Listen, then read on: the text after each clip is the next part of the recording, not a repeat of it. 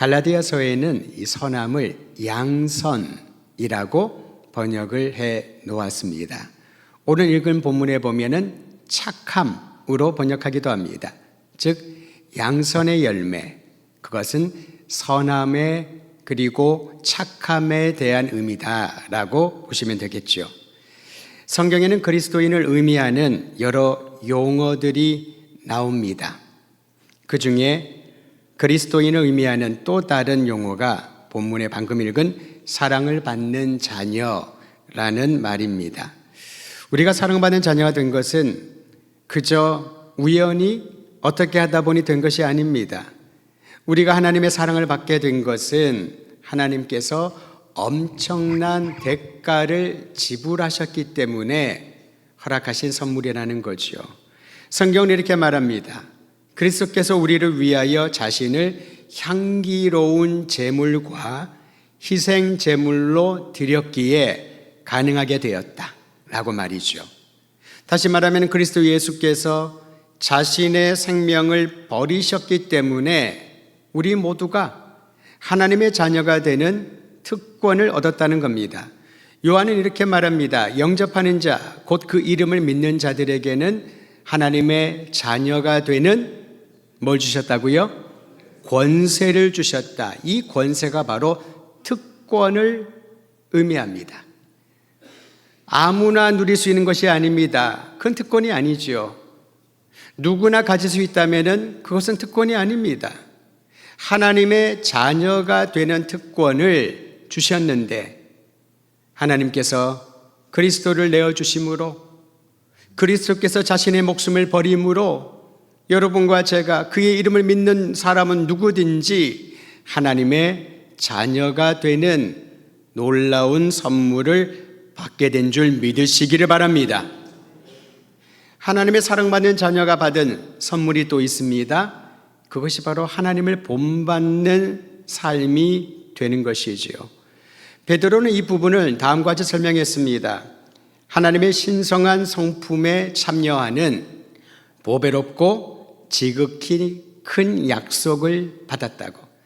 예수를 믿고 나면은 내가 하는 일들이 잘 되고 자녀들도 잘 성장하고 사업도 번성하고 사회적인 지위도 얻고 아무 걱정도 없는, 그게 예수를 믿는 목적이 아니라는 거지요. 예수님의 구주를 믿은 이들에게 주시는 놀라운 약속이 있습니다. 보배로운 선물이 있다라는 거지요. 하나님의 신성한 성품에 참여하는, 하나님을 본받을 수 있는 특권을 허락하여 주신 줄 믿으시기를 바랍니다. 하나님의 성품을 닮아가면 세상 정욕에 빠져 부패하는 길을 버릴 수 있는 용기가 생기는 거죠. 여러분, 세속적이다라고 하는 말에는 부정적인 의미가 항상 담겨 있지 않습니까? 세속적이는 무엇을 뜻할까요? 세상의 기준과 가치를 말합니다. 세상의 기준과 가치는 그것을 만든 사람, 그것을 만든 공동체가 절대적인 권한을 갖고 있는 것이지요. 그 공동체가 또는 그 공동체를 이끌어가는 지도자들이 부패하고 불법과 불의에 익숙해져 있어서 기준을 만들고 가치를 보여주고 이걸 따라라, 이렇게 살아라 라고 말한다면은 우리는 그것을 세속적이라고 말할 수밖에 없는 것이지요. 하나님께서 우리에게 놀라운 복을 주셨는데 그분을 본받아 닮아가면 하나님의 생각, 하나님의 마음, 하나님의 성품을 닮아가면 새로운 변화가 날마다 일어남을 기대하게 되는 거지요. 이 땅에서도 내가 사랑하고 존경하는 대상을 닮아가면 영예롭지 않습니까? 아주 간혹인데 아이들을 보고 야, 너 정말 엄마 많이 닮았다. 애들이 행복해해요. 아주 간혹입니다. 야, 너 크면서 아빠를 많이 닮았다. 아니에요. 그런 친구들 볼 텐데 그저 애들이 너무 과도하게 하는 것은 조금 진정성이 없어 보이기도 합니다. 그런데 언제 우리가 기분이 좋나요? 내가 존경하는 사람, 사람들이 존경하는 그 사람을 내가 닮았다고 닮아갈 때 행복합니다. 내가 저분을 내 인생의 롤 모델로 삼았는데 그만큼은 안 되더라도 그의 반, 아니 반의 반만큼 내 삶도 더 성장하고 의미 있게 되는구나. 하물며 여러분, 내가 존경하는 사람을 닮아가는 것도 큰 기쁨인데 하나님의 성품을 닮은 자녀로 살아가는 것이야말로 인생 최대의 기쁨인 줄을 알고 주님을 닮아가는 그분의 신성한 성품에 초대받은 사랑받는 자녀로 날마다 살아가기를 주의 이름으로 축원드립니다. 그렇다면 여러분, 하나님의 자녀에 걸맞은 생활 방식을 배우고 연습해야 됩니다. 그래서 훈련이 필요합니다. 사회에서도 훈련을 우리가 받아야 되고요. 사람과 관계를 맺는 거, 말하는 법에 대해서도 예법을 배워야 되고요. 신앙 훈련도 받아야 됩니다. 생활 훈련을 받아야 됩니다. 뜨겁게 기도하고 가슴은 항상 열정이 있는 그러한 삶이라더라도 관계를 맺지 못하고 생활 훈련이 되어져 있지 않으면은 사람들은 그를 부담스러워할 것입니다. 주님의 성품을 닮아간다는 것은요, 훈련하라는 거죠. 오늘 우리가 그래서 그리스도인의 품격으로서 선함에 대하여, 착함에 대하여 성경적인 의미를 알고 적용하여 연습하는 것입니다. 숱한 연습을 통해서 그것이 내 삶의 내면화 체질화가 되어야 언제 어디서나 그 모습이 나타나게 되는 것이지요. 억지로 상황 때문에 어쩔 수 없이 행동하는 것을 보면은 누구나 잘 압니다. 저 사람 마음이 없구나. 진심이 없구나. 어쩔 수 없이 하는 거구나. 그러한 태도에 어느 누구도 감동받지 않습니다. 그러나 훈련을 통하여서 그 마음이, 삶이 하나님의 성품을 닮아가는 하나님의 선하심을 드러내는 이들을 보면은 그가 나에게 아무 말도 하지 않고 어떤 좋은 것을 주지 않았는데도 안정감을 느낍니다. 감사가 생기게 되는 거지요.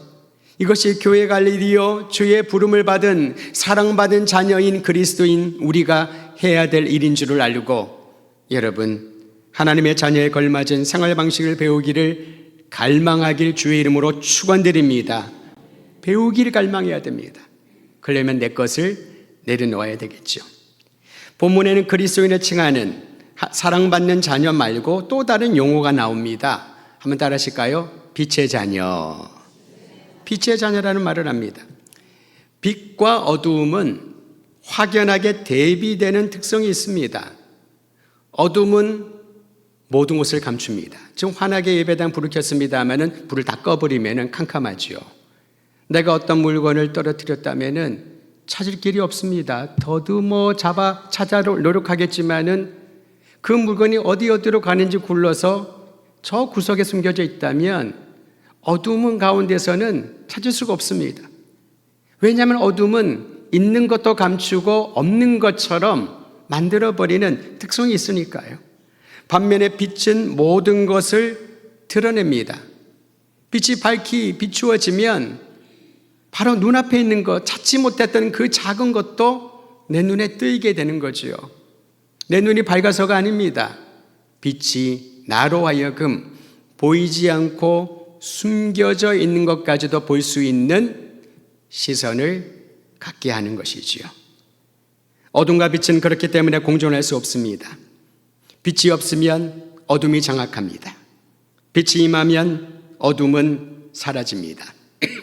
그래서 성경은 어둠과 빛을 죄의 매인 옛생활과 그리스도 안의 새 생활로 구분을 합니다. 그래 우리가 잘 이해할 수 있으니까요. 어둠의 자녀는 뭘 뜻할까? 죄악에 매여 살던 나의 과거의 생활 방식을 말합니다. 그런데 아직도 그 과거의 죄악된 삶의 방식을 미련이 남아 놓지 못하고 빛의 자녀라고 하면서 내 속에 꼭꼭 숨어두고 그것을 따라 살아간다면 빛의 자녀로 사는 것으로 말할 수 없다라는 거지요. 빛의 자녀인 그리스도인은 과거 어둠 속에 살아왔던 방식을 과감히 버려야 합니다. 뒤도 돌아보면 안 됩니다. 언젠가 쓰겠지 꼭꼭 숨겨둬서도 안 된다는 거지요. 바울은 어둠 속의 생활 방식이 어떤 것들인지를 오늘 말씀 3절에서 4절에 기록해 놓았습니다. 첫 번째 패키지를 보면 음행과 온갖 더러운 것과 탐욕이라고 말했습니다. 죄에 매여 살던 우리의 삶의 방식입니다. 음행, 온갖 더러운 것, 탐욕이 주를 이루었다는 거지요. 겉도는 멀쩡합니다. 예쁘게 화장도 하고 변장도 하고 옷도 입고 향수도 뿌리고 사람들에게 매료될 만한 모습으로 꾸미고 다닐 수 있지만은 그의 내면에, 그의 생각에 음행과 온갖 더러운 것과 탐욕이 가득 차 있는 것이 바로 과거 죄에 매여 있던 옛 모습이라는 거지요. 음행이라는 단어를 여러분 기억할 필요가 있습니다. 헬라어로 음행은 포르네이아라고 말하는데 이 포르네이아는 우리가 알만한 단어와 어근이 같습니다. 포르노라는 단어입니다. 사람들은 포르노에 산업이라는 말을 붙여가지고 돈을 버는 경제활동을 하는 수단으로 삼고요. 이게 심각해지면서 범죄에 이용되는데 그 범죄에 손을 대는 이들을 보면은 충격을 받습니다. 너무 어린 아이들이에요. 멀쩡한 사람들이에요. 겉으로 보면은 정상적인 사람입니다. 그런데 이 포르네이아의 음행에 사로잡혀 있다 보니 겉과 속이 전혀 다른 그런 삶을 살아가고 있다는 거죠. 이것을 남의 얘기로만 생각하지 마십시오. 죄악된 삶에 매여 있는 이들에게 끊임없이 유혹으로 찾아오는 것이 포르네이아, 음행이라는 겁니다. 음행은 우리의 마음과 생각과 몸 전체를 오염시킵니다. 부정하게 만듭니다. 성적으로 부도덕한 생활 방식은요, 인간의 품위를 떨어뜨립니다. 하나님이 주신 아름다운 것들을 아주 추한 것들로 전락시키는 것이지요. 그것을 버리라. 그것을 던져버려라. 음행과 온갖 더러운 것과 탐욕은 그 이름도 부르지 말아라. 입에 담지도 말아라. 이 정도로 엄격하고 분명한 태도를 취하라라는 것입니다. 두 번째, 과거에 어둠 가운데 있었던 생활 방식의 패키지가 있습니다. 습관적으로 수치를 주는 말과 어리석은 말과 희롱의 말이라고 말합니다. 말에 대한 것이지요. 여러분, 여기서 우리는 다시 한번 말이 참 중요하구나. 그냥 일반적인 속담으로는 말 한마디로 천냥 빛을 갚는다. 말 잘하면은 사는데 유익이 있다. 그 정도로 설명을 합니다만은 성경은요, 그게 아닙니다. 수치를 주는 말, 어리석은 말, 희롱하는 그 말들이 사람을, 영혼을 상하게 하고 공동체를 파괴하고 그의 인생과 미래를 악한 곳으로 이끌어가는, 그래서 버려라, 제거하여라 라고 말합니다. 수치를 주는 말이 도대체 무엇일까? 라고 곰곰이 생각해 보니까 여러 가지가 있습니다만은 문득 떠오른 게 있었습니다. 은근히 빈정거리는 말을 할 때가 참 많이 있다는 거죠. 직접 그에게 상처가 줄 만한 말을 하진 않습니다. 은근히 빈정거리면서 도발을 하지요. 자극을 줍니다. 논쟁을 일으킵니다. 불필요한 말을 할 때가 참 많이 있습니다. 분위기를 파악해야 되는데요, 그 분위기에 맞지 않는 그러한 상황에서 말을 하다 보니 그것이 바로 수치를 주거나 어리석은 말이 될 수 있다는 거지요. 무의미하고 덕을 세우지 못하는 말이 내 인생의 소중한 시간을 허비해버린다면 그거야말로 과거에 매여 있는 옛생활 방식이다. 이름도 부르지 말고 그러한 행실을 다 잘라버려라 라고 말하고 있습니다. 그러기에 바울은 그리스도인에게 합당하지 않은 말을 허용하지 말아라 라고 강권하면서 대신에 감사의 말을 하라. 이 감사의 말은 무엇입니까?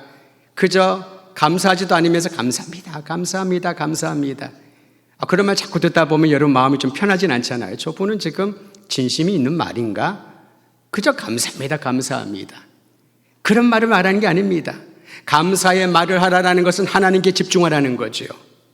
최악의 상황 가운데서도 하나님을 바라보면 나는 가슴이 아프고 전기가 내 온몸을 통과하는 것처럼 고통스러울지라도 하나님을 바라보면은 하나님이 행하신 일들을 기대하며 하나님 그래도 나 사랑하시지 않습니까? 하나님은 나의 아버지시잖아요. 하나님은 나의 모든 고통을 아시지 않습니까? 그러면서 감사의 말을 하게 된다는 겁니다.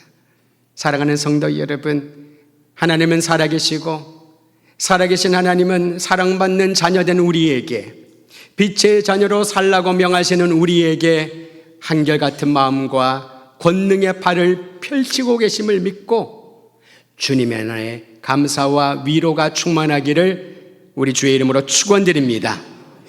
왜 어둠 속의 생활 방식을 이렇게 버리라라고 강권했을까요? 그리스도인에게 허락하신 복들을 걷어차버리기 때문에 그렇습니다. 옛 생활 방식 가운데 여전히 매여 있다면, 새로운 성령의 생활 방식과 하나님의 품격으로 변화되지 않는다면 주님이 주신 복들을 차버린 것과 마찬가지니까 그런 거죠. 에베소서 5장 5절은 우리가 반드시 알아야 될 내용을 이렇게 얘기합니다. 5장 5절 같이 읽습니다. 시작. 더러운 자나 탐하는 자 곧 우상 숭배하는 자는 다 그리스도와 하나님의 나라에서 기업을 얻지 못하니라. 빛의 자녀답게 살지 못하는 이들, 과거의 것들에 매여 있는 이들, 음행과 온갖 더러운 것과 희롱하는 말과 어리석은 말들로 시간을 보내고 공동체를 어렵게 만들고 파괴하는 그 모든 삶에서 벗어나지 못하는 이들은 그 자체가 문제라기보다도 그로 인하여 그리스도와 하나님 나라에서 받을 유업을 빗나가게 된다는 거죠. 그 기업을 얻지 못한다. 성도 여러분, 영적 감각을 무뎌지게 하고 우리의 마음을 부패한 가운데 머물게 하며 급기야 그리스도와 하나님 나라에서 받을 약속된 기업까지 얻지 못하게 만드는 죄악된 생활에 대하여 철저하게 경계하며 과감하게 단절을 고하는 오늘 이 아침이 되기를 주의 이름으로 축원드립니다. 그러기에 그리스도인은 이제 빛의 자녀답게 살아야 됩니다. 빛의 자녀는 어떻게 살아야 될까요? 오늘 성경 본문이 이렇게 말합니다. 8절과 9절 같이 읽죠. 8절 9절 시작. 너희가 전에는 어둠이더니 이제는 주 안에서 빛이라. 빛의 자녀들처럼 행하라. 빛의 열매는 모든 착함과 의로움과 진실함에 있느니라. 아멘. 너희가 전에는 어둠이었다. 어둠 가운데 있었다. 그러나 이제는 빛이신 그리스도를 믿음으로 그리스도 안에 있는 빛의 자녀라. 빛의 자녀이니 빛의 자녀답게 행하라. 여러분 항상 답기를 본인의 행동이나 생각에 넣어 보십시오. 나의 생각과 나의 말과 나의 행동이 그리스도인다운가? 내가 지금 하고자 하는 이 모든 일들이 하나님의 자녀다운가? 빛의 자녀로서 내가 이러한 일들을 추진하고 사람들에게 가르치고 도전하고 있는가? 답기를 붙여보아야 됩니다. 내가 우리 자녀를 양육할 때 정말 아버지답게, 어머니답게, 부모답게 이 아이에게 양육하고 있는가? 혹여나 내 자신의 욕망, 내가 이루지 못했던 꿈을 대신 치러낼 줄을 그러한 대상으로 겉으로는 너를 위한 것이야. 하지만 실제로는 그를 한 번도 생각하지 못하고 나의 욕망을 조금이나마 채워주는 그러한 대상물로 우리 아이를 생각한 것은 아닌가? 여러분 요게벳의 노래 아시지요? 모세의 어머니 요게벳이 3개월을 숨겼지만 더 이상 그 어린아이를 숨기지 못해서 나일강에 갈대 상자에 넣어 띄울 때 우리는 그 심정이 어떤지를 짐작을 하지만은 성경은 정확하게 표현하지 않습니다. 성경에 기록되지 않은 그 행간에 있는 내용들을 어떤 분이 찬양으로 가사로 냈는데 여러분 그 가사의 핵심은요, 하나님 이 아이를 주님의 손에 맡깁니다. 이게 영적인 부모가 우리에게 자녀를 준 부모의 역할 아니겠습니까? 이 아이를 하나님께 맡깁니다. 이 아이의 자라나는 모든 과정 가운데 주님께서 함께 하소서. 내가 내 방식대로 내가 원하는 방향으로 내가 하고 싶은 일을 아이의 미래라는 이름으로 세뇌시키지 말고 하나님의 손에 의탁합니다. 이 아이를 통하여 주님의 뜻이 드러나게 하옵소서. 이게 부모다운 거지요. 교회로 적용해 볼까요? 하나님을 영원롭게 하는 교회는 어떤 교회일까요?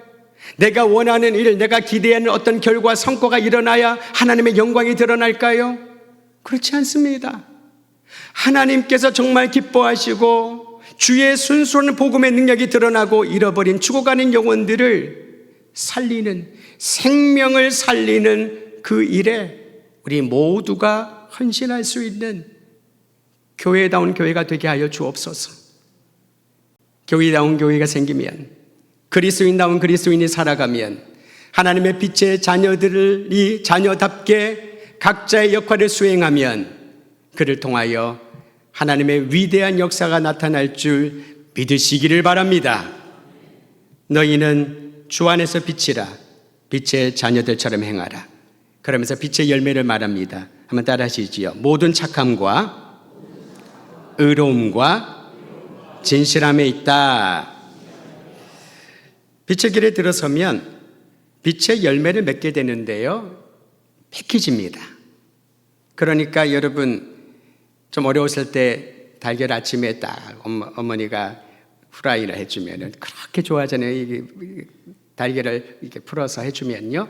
근데 딱 달걀을 깼는데 쌍난이에요. 노른자가 2개. 알고 깬 게 아니라 모르고 깼는데 굉장히 기분이 좋잖아요. 달걀을 깼더니 직접 본 게 없지만은 노른자가 3개예요. 행복감이 2배, 3배가 될 겁니다. 빛의 열매라고 해서 그 열매를 딱 들여다봤더니 모든 착함과 의로움과 진실함이 보이는 거지요. 가능 우리는 착함에 대한 오해를 합니다. 그리고 이렇게 얘기하죠. 애는 참 착한데. 무슨 말이에요? 애는 착한데 일을 잘 못한대요. 애는 착한데 말귀를 못 알아듣는데요. 그래서 항상 앞에 어떤 말을 한다는 것은 그 다음에 무슨 말이 나올지 조금 긴장하게 만들잖아요. 이때 착한 데는 뭘 말합니까? 큰 말썽은 안 부린다는, 어른들이 얘기하면 순종한다는 거, 법을 잘 지킨다는 거, 말썽 안 부리고 뭐 그런 아이들을 보면은 착하다라고 말을 하지 않습니까? 여러분 보시기에 저는 어떤 사람으로 어릴 시절을 보냈을까요? 저는 extremely 착한 사람, 매우 극적으로 착한 아이로 성장을 했습니다. 한 번도 너 왜 이렇게 하니 들어본 적이 없습니다. 착하다. 왜 그랬을까요?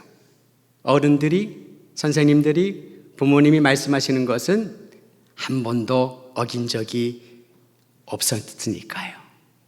착한 아이였습니다. 그런데 그 착한 아이는요, 계속 착한 상태를 유지하기 위해서 엄청나게 노력을 해야 됩니다. 사람들의 눈치를 봐야 되고요. 혹시나 내가 이렇게 말하면, 이렇게 행동하면은 나를 좀 꾸짖지 않을까? 불안하면서. 그 착한 아이로 성장하는, 우리가 이해하는 착한 아이의 삶은 참 고단하다 라고 볼 수가 있습니다. 그래서 제가 성장하고 어른이 되고 목회 사역을 하면서 저는 의도적으로 우리 주일학교 아이들이나 어린아이들 보면은 야, 너 착하다 그 말 안 합니다. 대신에 넌 참 멋지다, 너 훌륭하다, 야, 너 어떻게 이런 말을 하니, 이런 생각을 하니. 아까도 제가 봤더니 이제 어린아이인데요, 맥주감사 주일 헌금 이름을 쓴다고 볼펜을 두고 있길래 엄마한테 물어봤습니다. 얘가 지금 글을 쓸 수 있냐고. 쓴대요. 자기 이름도 쓰고 동생 이름도 맥주감사 헌금 봉투에 쓰는데 글씨도 이뻐요. 보통 우리는 야, 너 정말 착하다, 그게 습관적으로 나오는 거죠. 큰 의미를 두는 건 아닐 겁니다. 근데 제가 보면서 야, 누구야, 네가 글씨를 쓰는구나, 참 글씨 이쁘게 쓴다, 글씨 잘 쓴다. 동생을 위해서 이렇게 글씨를, 봉투를 써주는구나. 동생은 말합니다. 언니가 이렇게 해줘서 너도 참 좋겠다. 물론 이 아이들이 제가 말하는 것을 다 알아듣지 못합니다. 그런데 의도적으로 그렇게 얘기를 하는 거지요. 왜냐하면 착함이라고 하는 것이 성경을 분명히 착함의 열매를 말하는데, 우리의 습관 가운데, 생각 가운데 있는 착함은 그저 아무것도 안 하면 착합니다. 뭘 하면은 너 왜 이렇게 말을 안 듣니? 왜 네 마음대로니? 엄마가 힘들어 죽겠다. 그럼 애들은 그 말을 듣고 회개하고 내가 엄마 마음에 아픔을 주었으니 정신을 바짝 차려야 되겠다. 그렇지 않습니다. 더합니다. 가르쳐 줘야 됩니다. 네가 이렇게 하니까 굉장히 활동하고 좋지만은 엄마도 힘들어. 나에게 좀 쉬는 시간을 달라. 그러면서 이 착함에 대한 성경적인 이해를 시켜줘야 된다라고 보는 거죠. 사람이 착하다고 여겨지면 아무렇게나 대해도 괜찮다는 사회 인식이 있습니다. 여러분, 그렇지 않습니다. 여전히 착해 보이고 착한 성품을 가지고 손해보더라도 다른 사람을 위해서 애쓰는 사람들, 그들을 더 존중하고 위해주는 사회가 성숙한 사회이고요. 그런 분들을 보호해 주어야 진정한 빛의 열매들이 여기저기에 맺혀 있다라고 볼 수 있는 것입니다. 한때 착한 남자의 반대 성향인 나쁜 남자를 좋아하는 여성들이 참 많더군요. 나쁜 남자가 뭡니까? 나쁘면 나쁜 거지. 착한 사람보다 좀 거칠어도 나에게 매력을 끼치는 사람, 그들을 통칭하여 나쁜 남자라고 얘기를 합니다. 저는 우리 청년들, 특히 배우자를 찾고 기도하고 있는 우리 남성들이 있다면은, 여성들이 있다면은 착한 사람 되기를 간절히 소망합니다. 이 착한 사람은 우리가 생각하는 그런 무기력하고 이래도 좋고 저래도 좋은 그러한 사람이 아니라 착함의 열매는 맺는 사람이 되기를 원한다는 거죠. 선함, 곧 착함. 저는 두 가지를 사용하겠습니다. 혼용해서 선함으로 번역된 헬라어는 아가토슈네인데요. 도덕적인 성격이 강합니다. 그런데 여러분, 성경에서 이 아가토슈네, 선함 또는 착함이 사용될 때는 언제 사용되냐면은 회심한 사람들의 특성을 설명할 때 선함, 착함이라고 말합니다. 다시 말하면 예수님을 주님으로 믿고 난 이후에 도덕적으로 누가 보더라도 어떤 기준과 잣대를 비추어 보라도 참 올바르고 선하고 그렇게 살아가는 이들, 그게 바로 착함의 열매라는 겁니다. 여러분, 우리나라가 한국교회 초기에 부흥운동을 할 때 그때 회개를 했는데요, 회개하면서 어떤 회개를 하는지 압니까? 축적질한 거 회개하고, 노름한 거 회개하고, 거짓말했던 거 회개하고, 사람들에게 상처를 주었던 거 회개를 합니다. 예수를 믿었지만은 제대로 성령의 체험과 부흥의 역사를 경험하지 못하니까 교회를 다니지만은 예수님 안 믿는 사람들과 똑같이 생활하는 거예요. 거짓말하고, 불의하고, 이 여자 저 여자 만나고, 저광지쳐 눈에 피눈물 나게 하고, 노름하고. 성령께서 그 부분을 깨닫게 해주는 거죠. 그게 바로 선함입니다. 예수님을 구주로 믿었느냐? 진정으로 회심을 했는가? 회심에 합당한 열매를 맺어라. 삶의 변화가 있어야 된다. 그게 뭐라고요? 선함이라는 거죠.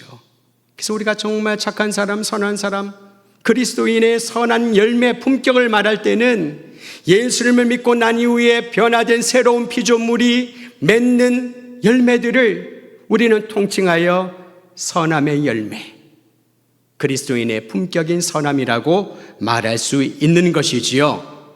여기 한 가지 더 중요한 것은요, 선함은 다른 사람들에게 유익을 끼치라는 엄격한 명령을 더해져 있습니다.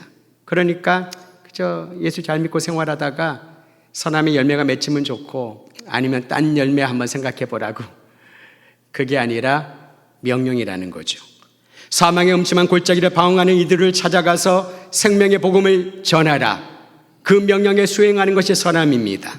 환난과 고난 가운데 있는 이들을 위로하고 돌보아라. 마음 일으키면 하고 안 하면 안 하는 것이 아니라 주님의 명령에 순종하고 위로하는 것이 선함입니다. 굶주린 자에게 밥을 주고 목마른 자에게 물을 주는 것이 선함입니다. 명령입니다.